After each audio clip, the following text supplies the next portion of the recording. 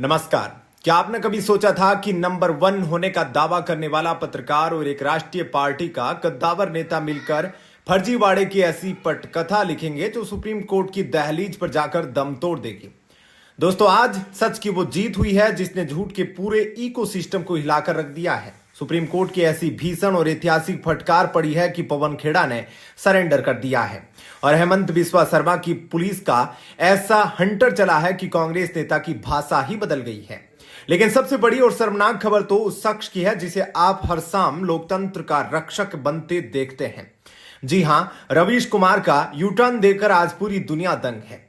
जिस रवीश ने अपनी पूरी पत्रकारिता तथ्यों के नाम पर बेची, आज उसी रवीश ने पवन खेड़ा के सफेद झूठ को बचाने के लिए अपनी बची कुची ईमानदारी की भी अर्थी निकाल दी है। क्या है वो डीप फेक साजिश और कैसे हेमंता की पुलिस ने इस पूरे खेल को एक्सपोज कर दिया? चलिए परत दर परत इस महाफर्जीवाड़े का खुलासा करते हैं। कहानी शुरू होती है एक सुनियोजित साजिश से। असम चुनाव के मुहाने पर कांग्रेस नेता पवन खेड़ा ने एक प्रेस कॉन्फ्रेंस की।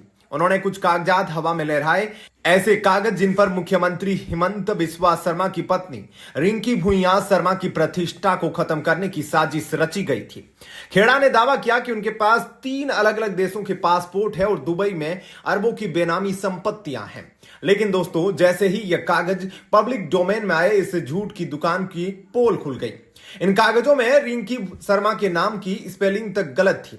पासपोर्ट के बायोमेट्रिक डेटा का कोई अता पता नहीं था और सबसे भयंकर खुलासा खुद रिंकी शर्मा ने किया कि उनकी जो तस्वीरें इन दस्तावेजों में इस्तेमाल की गई वो एआई जनरेटेड और फोटोशॉप्ड थी। यानी एक भारतीय महिला को बदनाम करने के लिए डीप फेक टेक्नोलॉजी का इस्तेमाल किया गया।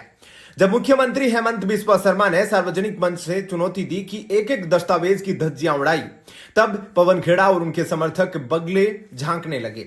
उन्होंने कहा था ठोस सबूत देंगे, लेकिन हकीकत में उनके पास सिर्फ फर्जीवाड़ा था। जब पानी सिर के ऊपर निकल गया तो कानून ने अपना काम शुरू किया। रिंकी शर्मा ने एफआईआर दर्ज कराई और असम पुलिस ने वो एक्शन लिया कि पवन खेड़ा की सारी हेकड़ी पल भर में धुआं हो गई। कानूनी फंदा कसता देख खेड़ा ने वही किया जो अपराधी करते हैं, कानून से भागना। मामला असम का था, लेकिन साहब जमानत की भीख मांगने तेलंगाना हाईकोर्ट पहुंच गए। लेकिन सुप्रीम कोर्ट ने इस कानूनी पर्यटन को भांप लिया। जस्टिस साहब की फटकार ने पूरी कांग्रेस की नींद उड़ा दी। कोर्ट ने साफ पूछा, असम के मामले में दूसरे राज्यों के कोर्ट का फायदा कैसे उठा सकते हो? क्या आप कानून से ऊपर है? सुप्रीम कोर्ट के इस चांटे के बाद पवन खेड़ा की भाषा ऐसी बदली कि कल तक जो शेर बन रहे थे, आज वो सरेंडर की मुद्रा में आ गए। असम पुलिस की मुस्तैदी ने यह साबित कर दिया कि अगर नियत साफ हो तो झूठ के सुल्तानों को भी लाइन पर लाया जा सकता है। पकड़े गए हैं वो लोग जो समझते थे कि वो किसी की भी इज्जत को सोशल मीडिया पर नीलाम कर देंगे। अब आते हैं इस पूरी पटकथा के मुख्य सूत्रधार पर, रवीश कुमार। रवीश जी ने अपनी प्राइम टाइम स्टाइल में ज्ञान बघारना शुरू किया। उन्होंने इस फर्जीवाड़े को लोकतंत्र पर हमला और आवाज को दबाने की कोशिश बता दिया। उन्होंने एक बार भी उन फर्जी दस्तावेजों की सत्यता पर सवाल नहीं उठाया। रवीश बाबू यह क्या कर दिया? अपनी ही ईमानदारी का जनाजा खुद ही निकाल दिया। एक तरफ एक महिला की प्रतिष्ठा दांव पर थी, फर्जी कागज थे, एआई का खेल था, और दूसरी तरफ रवीश कुमार का एजेंडा। रवीश ने जानबूझकर असम सरकार के खंडन को दबा दिया ताकि उनका एक तरफा नैरेटिव चलता रहे। लेकिन जैसे ही सुप्रीम कोर्ट ने फटकार लगाई और पवन खेड़ा घुटनों पर आए, रवीश कुमार ने ऐसा विटामिन यू यानी यूटर्न लिया कि उनके अपने कट्टर समर्थक भी शर्मसार हो गए। अब वो जांच और कायदे की बात कर रहे हैं। रवीश जी, जब आप झूठ को हवा दे रहे थे तब आपके कायदे कहां गए थे? आज आपकी पत्रकारिता की अर्थी इसलिए निकली है क्योंकि आपने सत्य को कांग्रेस के चरणों में गिरवी रख दिया है।